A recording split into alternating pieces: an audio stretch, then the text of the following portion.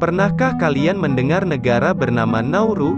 Nauru merupakan nama sebuah negara kecil yang terletak di barat daya Samudra Pasifik dengan luas hanya sekitar 21 km persegi.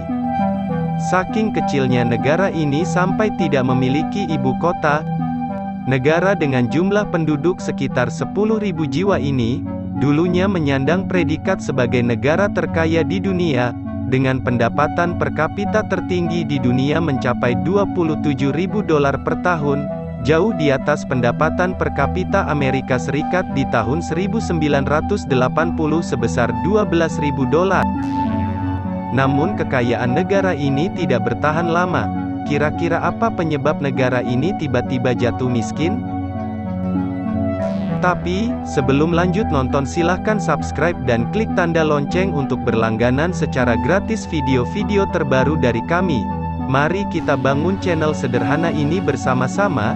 Silahkan share video ini untuk teman-teman Anda yang lain. Kala itu kekayaan negara yang tak memiliki ibu kota ini berasal dari sumber daya alam, yaitu pertambangan guano atau bahan alami penghasil fosfat yang bernilai ekonomi tinggi. Pada tahun 1968 setelah negara Nauru merdeka, diperkirakan terdapat sekitar 60 hingga 70 cadangan fosfat dan sejak saat itu rakyat Nauru benar-benar menikmati kekayaan alamnya. Kekayaan alam yang berupa fosfat di negara ini dihasilkan dari endapan kotoran burung selama berabad-abad. Burung-burung yang terbang bermigrasi selalu singgah di negara ini, dan kotorannya menumpuk dan menjadi bukit-bukit yang mengandung bahan fosfat terbaik.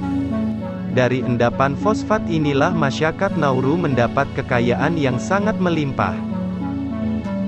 Setiap harinya, rakyat Nauru bekerja di tambang dan menikmati segala kemewahan.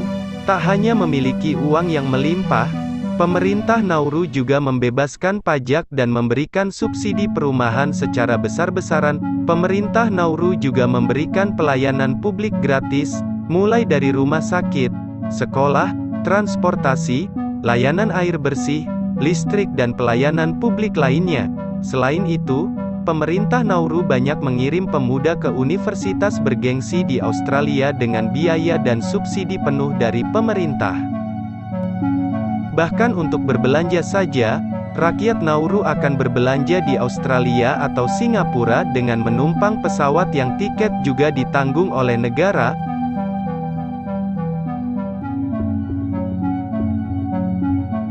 Pada tahun 1976 produksi fosfat di Nauru mencapai 2 juta ton per tahun dengan harga $60 juta Australia per tonnya, yang artinya dari penjualan fosfat saja pendapatan negara Nauru itu mencapai $120 juta.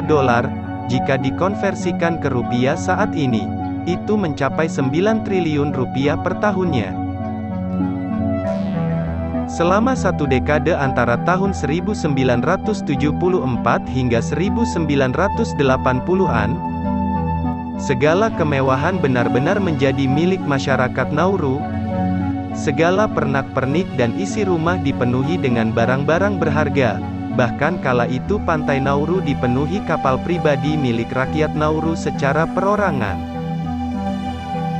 Karena terbuai dengan kemewahan hingga membuat rakyat Nauru menjadi lupa bahwa untuk mengelola keuangan atau kekayaan negara, seseorang harus belajar dan bersekolah. Dan pada saat memasuki tahun 1986, pemerintah dan rakyat Nauru mulai menyadari jika cadangan fosfat di negara mereka mulai berkurang. Pemerintahan Nauru yang kebingungan lalu memikirkan cara bagaimana mengelola keuangan negara mereka yang nilainya miliaran dolar. Namun sialnya, tidak ada satupun dari rakyat Nauru yang dianggap cakap di bidang ekonomi keuangan maupun investasi, sehingga akhirnya Nauru menyewa konsultan asing yang biayanya sangat tinggi untuk mengelola keuangan negaranya.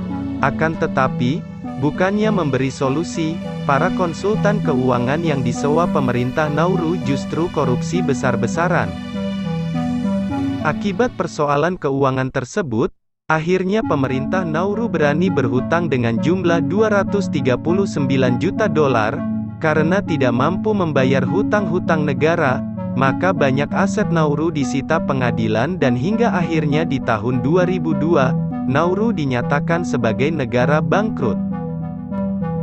Dan yang lebih menyedihkan, tanah-tanah di Nauru sudah tidak bisa lagi dijadikan sebagai lahan pertanian atau perkebunan, akibat telah rusak karena pertambangan, bahkan lautnya pun ikut tercemar akibat limbah tambang, dan sejak saat itu, kehidupan rakyat Nauru benar-benar bersandar pada bantuan FAO melalui makanan siap saji yang kaya akan karbohidrat, tinggi kadar gula, dan bahan pengawet yang menyebabkan banyaknya penderita penyakit obesitas yang parah di negara tersebut. Sekian video dari kami, semoga informasi yang kami berikan bisa bermanfaat untuk kita semua. Terima kasih telah menonton.